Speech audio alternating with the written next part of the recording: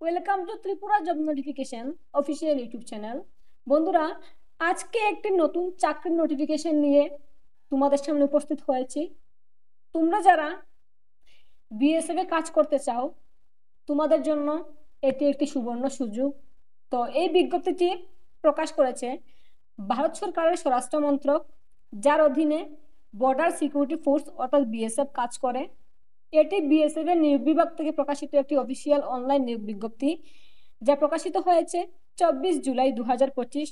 চলো আমরা দেখে নেই সেই বিজ্ঞপ্তিতে কি কি বলা রয়েছে, আবেদন প্রক্রিয়া কি রয়েছে, এলিজিবিলিটি কি রয়েছে। তো ভিডিওটি তোমরা শেষ পর্যন্ত দেখবে, আর ভিডিওটি ভালো লাগলে অবশ্যই একটি লাইক করে দেবে।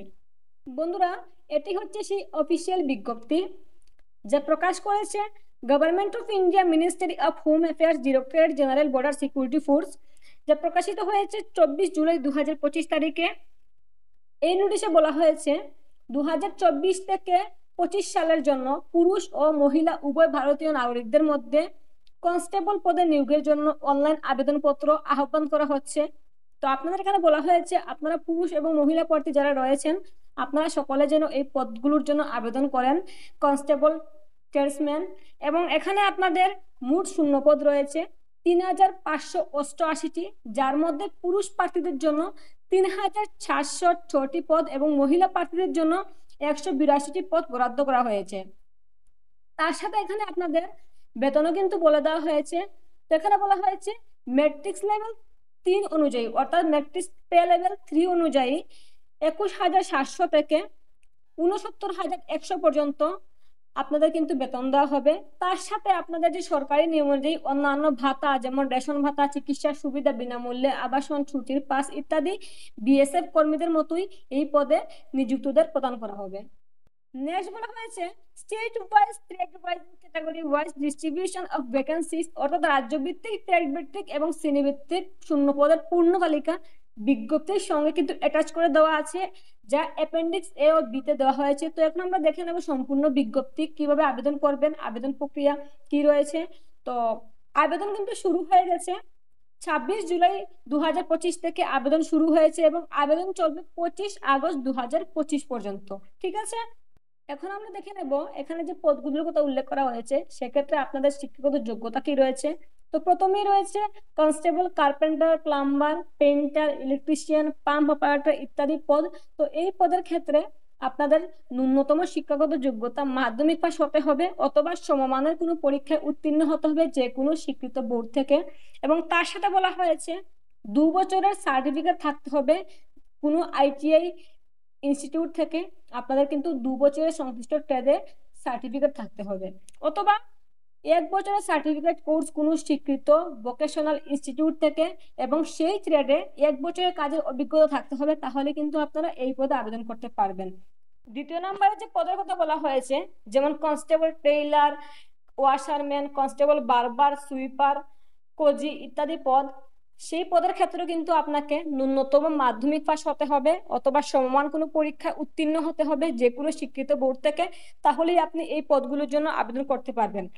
তবে আরেকটি কথা বলে রাখি, এই পদগুলোর জন্য কিন্তু আপনাকে কোনো ধরনের সার্টিফিকেট আগে থেকে প্রদান করতে হবে না।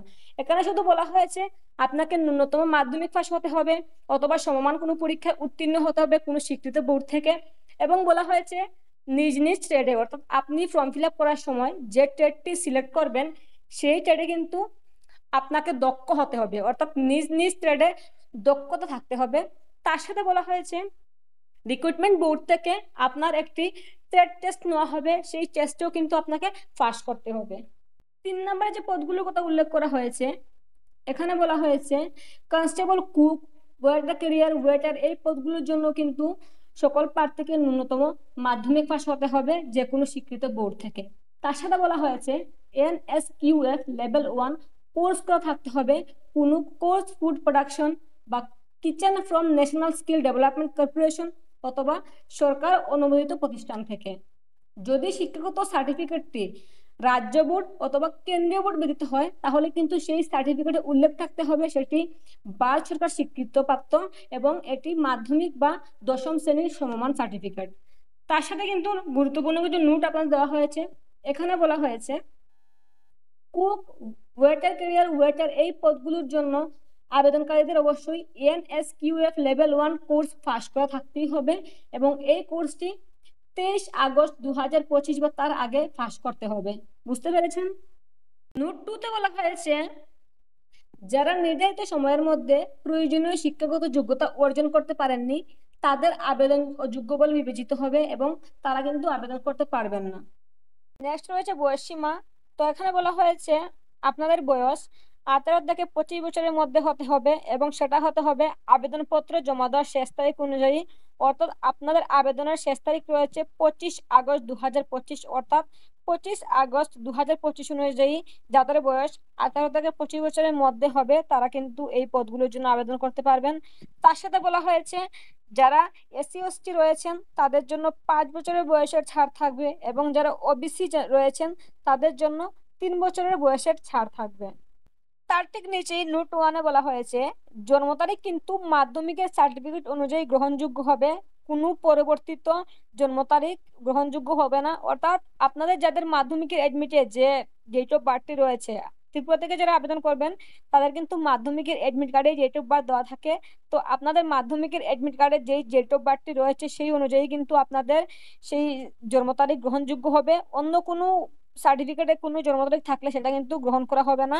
এবং নোট 2-তে বলা হয়েছে যদি কেউ ছাড় পেতে চান বয়সের, সেক্ষেত্রে কিন্তু আপনাদের প্রাসঙ্গিক ছাড় সংক্রান্ত সার্টিফিকেট থাকতে হবে, অর্থাৎ SC/ST OBC সার্টিফিকেট থাকলেই কিন্তু আপনারা সেক্ষেত্রে বয়সের ছাড় পাবেন যাদের বয়সের ছাড় প্রয়োজন।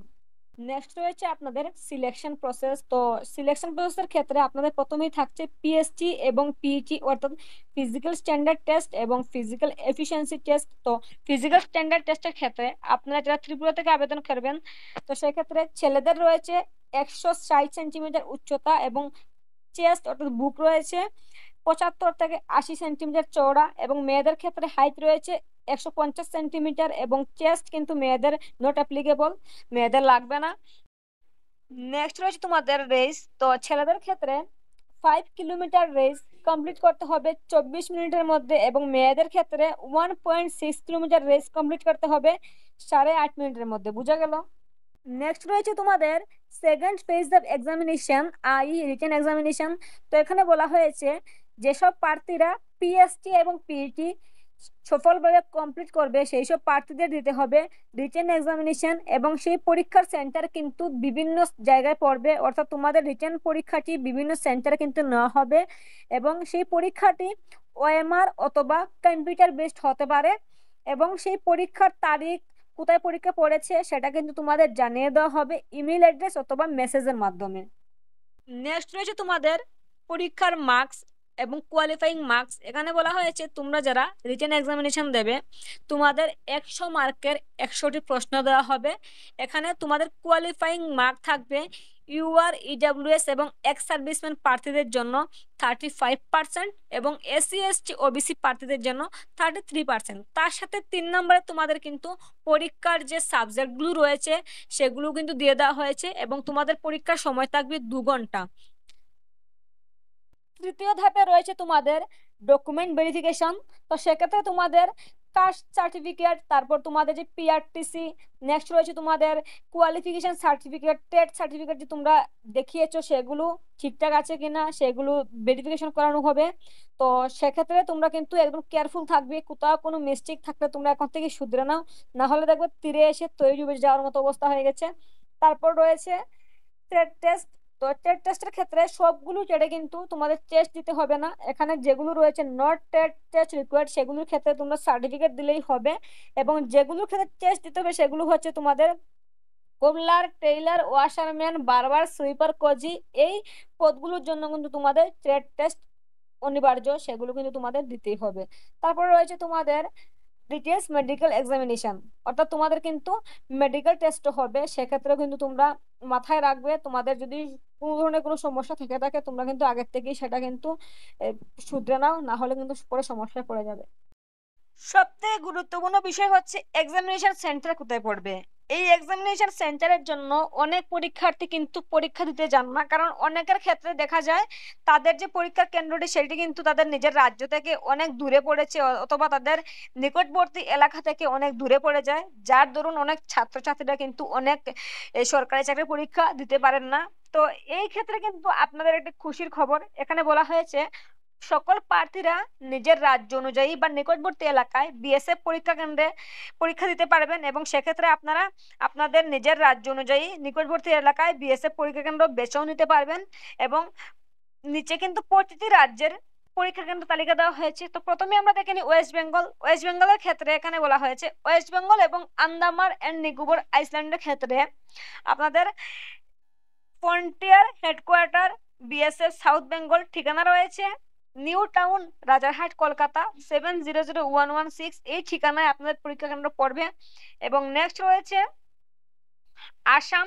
আসামের ক্ষেত্রে frontier headquarter BSF Guwahati Azara Kamrup Guwahati 781017, এই ঠিকানায় আপনাদের পরীক্ষা কেন্দ্র রয়েছে। এবং ত্রিপুরার ক্ষেত্রে রয়েছে ফ্রন্টিয়ার হেডকোয়ার্টার বিএসএফ ত্রিপুরা ঠিকানা রয়েছে শালবাগান আগরতলা ওয়েস্ট ত্রিপুরা 799012, এই ঠিকানায় আমাদের ত্রিপুরা যারা পরীক্ষার্থীরা রয়েছে আপনারা সকলে কিন্তু ত্রিপুরাতে পরীক্ষা দিতে পারবেন।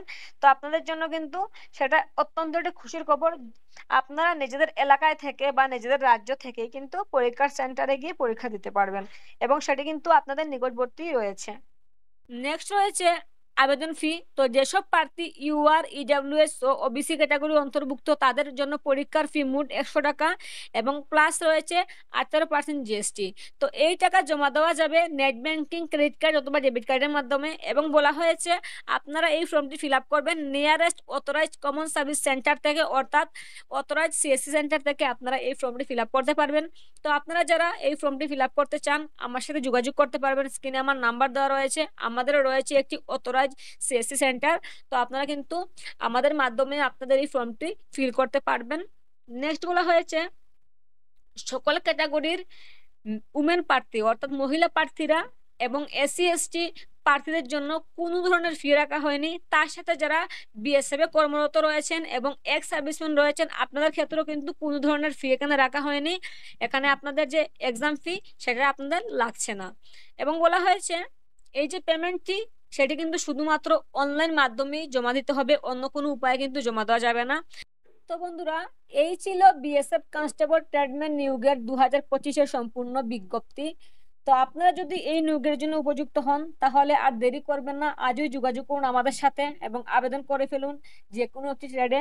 তো আপনারা যারা আবেদন করতে চান নিচে স্ক্রিনে আমার নাম্বার দেওয়া রয়েছে, আপনারা আমার সাথে যোগাযোগ করে আপনাদের এই ফর্মটি ফিল আপ করতে পারবেন। কারণ প্রতি বছর আমি অনেককেই কিন্তু ফর্ম ফিল আপের ক্ষেত্রে সহযোগিতা করে থাকি। তো আপনারা যদি কোনো সহযোগিতা প্রয়োজন হয় সেক্ষেত্রে আপনারা আমার সাথে যোগাযোগ করতে পারেন।